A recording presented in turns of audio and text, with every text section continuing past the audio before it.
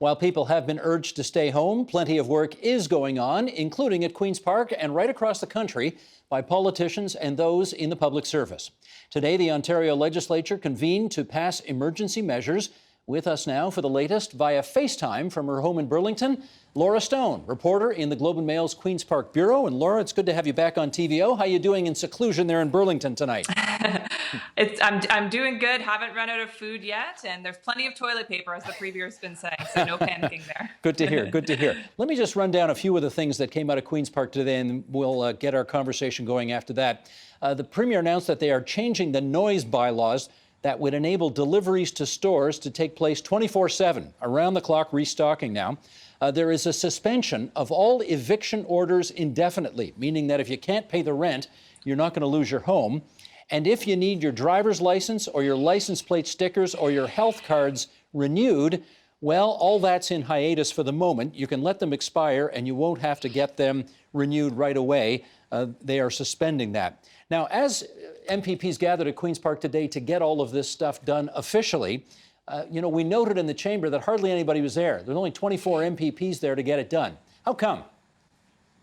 Well, it was a pretty striking scene, Steve, and it's not because of lack of interest. It's actually the politicians practicing social distancing, which is what they've all been telling us to do and what the public health officials have been telling us to do now for days on end. So there was an agreement among all the opposition parties that they would have fewer members in the chamber so they could all spread apart and they could sit wherever they wanted in the room. You didn't have assigned seating today, and they could get this legislation passed through, these two pieces of legislation that the government had proposed, which would protect jobs and ensure that people don't need sick notes in order to take time off work, and also one that would impact municipal councils so they could hold their proceedings electronically as well.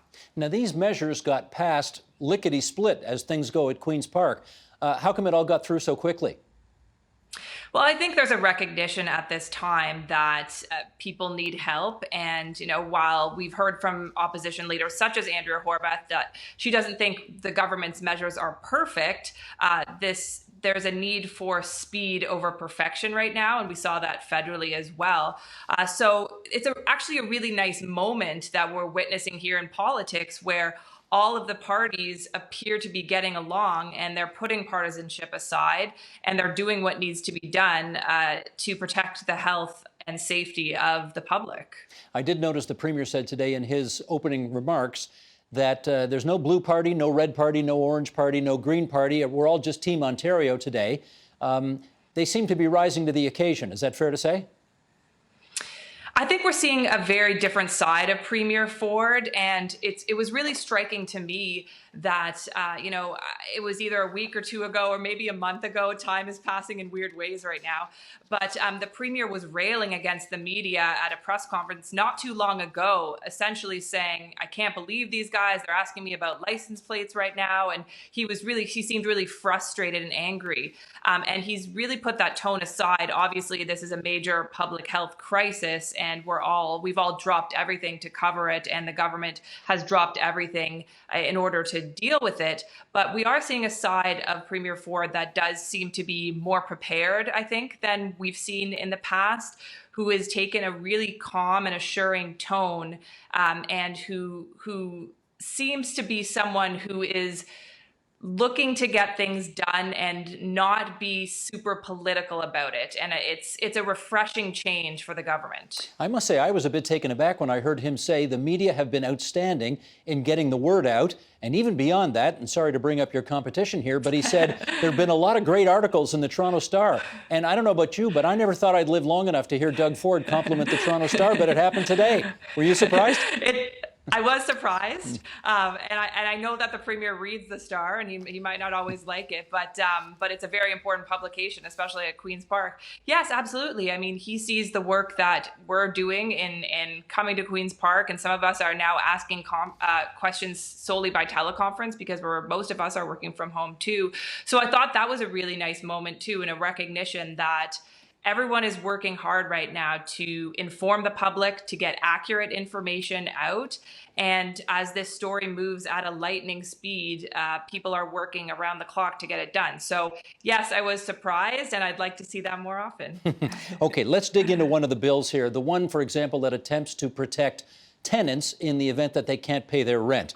What does this actually mean? If you can't pay the rent, they're not going to kick you out, and what happens?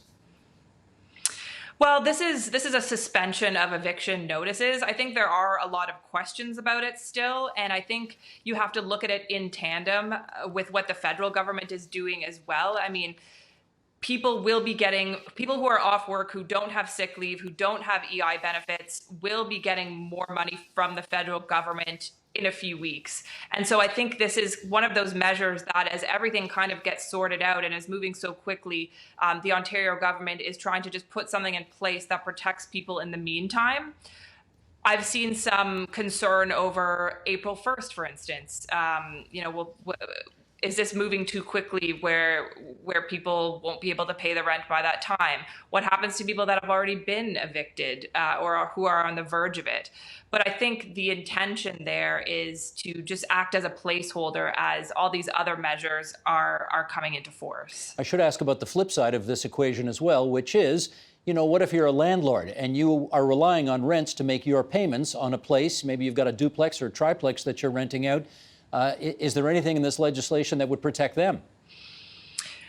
Well, I put this question to the Premier's office earlier today, and I was essentially told that they've looked at what the banks have done in terms of deferring mortgage payments. And again, that's why I say we have to look at it in context of what everyone else is doing. It's a good question. Will some of these issues pop up? Probably.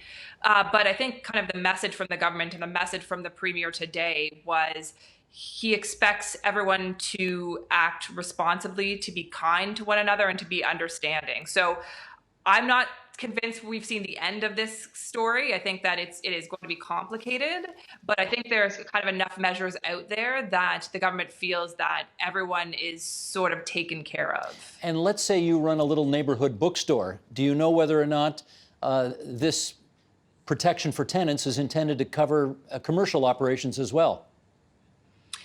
I'm not 100% sure on that, Steve. I would assume so, because we know that this is a very pro-business government, and I'm sure they don't want to see small business owners get evicted just as much as they don't want to see residents get evicted. And we'll see if the federal government measures the 25,000 that they promised small business owners will be enough to stave off this kind of action. But you've given me lots of story ideas to follow in the days and weeks to come. Just doing my job, ma'am. Just doing my job. Okay. Let me ask you about this, because, of course, the legislature did sit today for one sort of lightning fast sitting. It got some stuff through. But as we know, the legislature has really not sat much in the past year. There was the long break during the federal election. They would have been in March break anyway if they didn't come back today. Can you tell us sort of what's not happening? What committees aren't sitting? What bills aren't passing because the House has sat so little over the last year?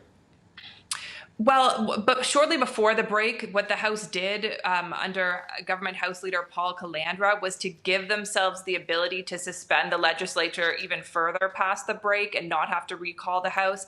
And they did that because they don't want to prorogue. They don't want to lose some of the legislation that's already on the docket.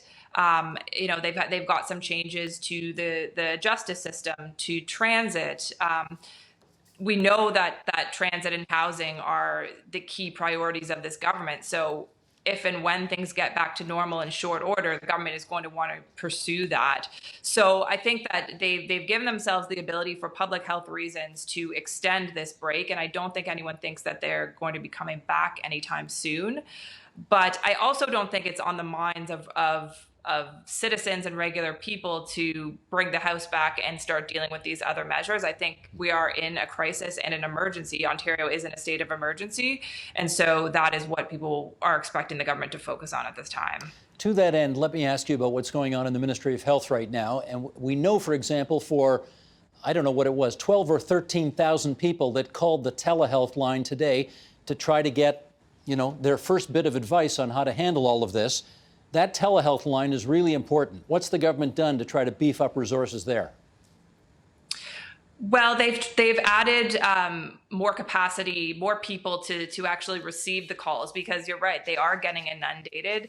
This is starting to spread, and numbers are growing in Ontario, and people are concerned, and they want to get advice from the experts, from public health officials, if they have any concerns about symptoms or contact within the community. And community spread is the next phase of this, and this is what public health officials are watching for. So this is a very, very difficult file for the health ministry, to be honest. I mean, they can't predict how many people are going to be calling in, but they have, I think they added 1,300 person capacity to the health lines today. And they've also been facing a lot of questions about testing and testing capacity. So the government says that they test about 2,000 people a day now, and they're trying to beef that up to 5,000, but there's a shortage in kits. The federal government has said that they are going to provide Ontario with 50,000 additional kits. But this is a minute by minute, day by day kind of development, and this is obviously the busiest portfolio in the government right now. Well, yes, there is an uptick in testing, but I also heard the health minister say today that 4 days to wait for the result of a test is really not acceptable. She wants them closer to 24 to 48 hours. Moreover, these public health labs, there are not very many of them. And, is there any view at the moment to getting the private sector labs involved, or to somehow getting drive-through testing going? The minister has been asked about that, and I don't think they're closing the door to those kinds of initiatives. We've seen this government enthusiastically embrace the idea of partnering with private business, especially during this crisis, and thinking creatively and using any resources at their disposal. So yes, I would suspect we will hear more about that. But yeah, I mean, in terms of testing being delayed and whatnot, the minister has expressed concern about this. I think kind of overall what we're hearing from health officials, though, is that whether you get a test or whether you don't, if you're concerned at all, if you have symptoms, if you've been in contact with anyone who has tested positive, you need to practice self-isolation for a minimum of 14 days, regardless of what a test says or not. Gotcha. Okay, let me ask you about this. We notice with these daily briefings, it is the Premier who has been out there front and center, and by, I think, all accounts, is doing a much better job than people expected he would. I see the Health Minister there, which makes a lot of sense. The Finance Minister's there, which makes a lot of sense. We got to figure out how much all this is going to cost along the way. Monty McNaughton, the Labour Minister, was there today. That makes some sense. He was unveiling a bill about saving jobs and protecting jobs. But I don't see anybody else. And I wonder if you've got a theory as to why it's basically those 3 or 4 and that's it.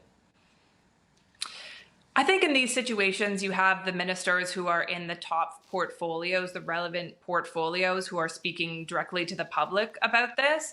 I think that if you were to have more of a broad spectrum of cabinet, it may become overwhelming for people to see, or it sort of looks like something's wrong because you have this whole team of people there who are all talking about the same thing. I think they've really just tried to focus on the important portfolios at hand, and clearly the Premier has taken a personal interest in this and has chosen to come out every day and speak to the media, and that's obviously a conscious decision on his part.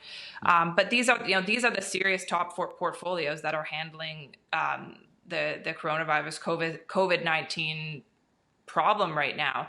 I know that you've written about this, but there have been a lot of cabinet ministers who have been, I don't want to use the word overexposed, but very exposed in the public over the past few months, such as Education Minister Stephen Lecce. And maybe he's not the person that needs to be coming out and reassuring people right now, because he's been handling a really hot, difficult file, and that's what he's been tasked to do. And so now we're kind of switching gears and showcasing some other members of cabinet.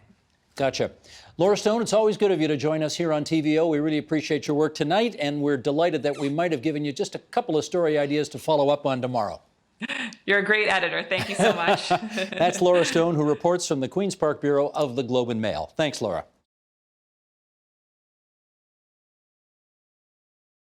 The Agenda with Steve Paikin is brought to you by the Chartered Professional Accountants of Ontario. CPA Ontario is a regulator, an educator, a thought leader, and an advocate. We protect the public. We advance our profession. We guide our CPAs. We are CPA Ontario. And by viewers like you. Thank you.